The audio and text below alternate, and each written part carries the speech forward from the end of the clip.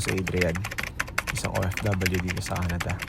Tara, samahan niyo kung ano yung mga pangarap ko dito. So for today's video guys, ay birthday ni ate. So kakain kami sa labas. Syempre, magkikiburaot na naman ako.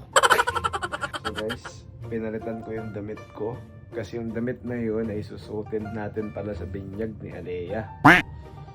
Wala na akong masuot guys eh. Kaya, samahan nyo akong mangburaot na naman. Excited na ako. Let's go!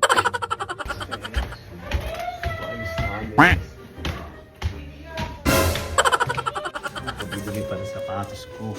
Ayot na yan, hindi ko na malinis. Happy birthday to you! Malilibre si Owen ngayon sa Montana!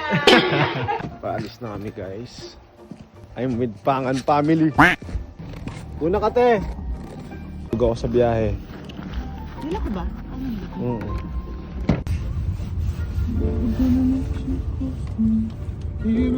Te.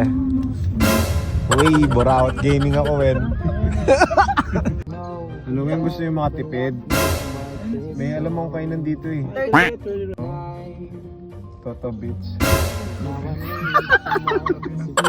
Ay, Pipinas ba yun? Wala pa dito. Maraming variety ng pagkain. Masarap din, te.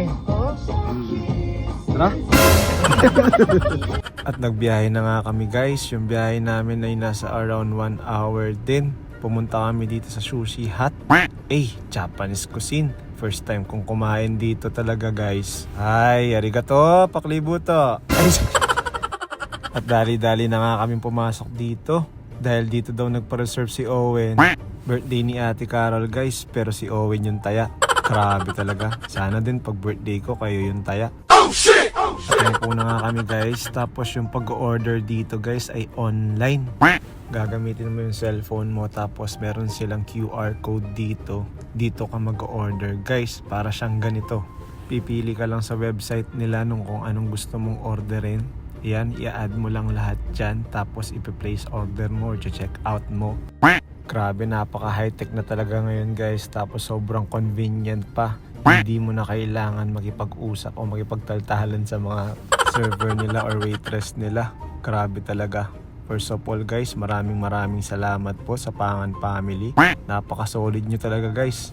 Kahit na alam nyo ng buraot ako, pinipilit nyo pa rin akong isama. Nakaka-touch kayo.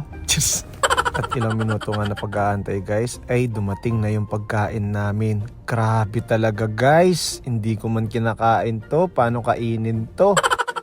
Hindi ko man nga alam yung mga ibang pangalan ng mga pagkain dito. Ito guys, feeling ko fried rice to. At dali-dali ko na tong binakbak guys. Napakasarap. Parang kumakain sa Chowking. Talo ko tuloy na miss yung Pilipinas guys. Meron kayang Chowking dito sa Canada? Please comment down below guys. Baka pwede namin tong puntahan. At dumating na rin to guys, yung tempura nila. Napakalaki guys and napaka-solid. Kaya talagang mukbangan yung nangyari dito guys. Talagang subo na ako ng subo. Kasi unlimited naman to guys. Pwede kang mag-order kahit nabitin ka guys. At yun na nga guys, natapos na kami guys. Pinag-take out na lang namin yung iba. Dahil sa sobrang dami namin na order. So yun lang for today's video guys. See you in my next vlog. Bye! Love you!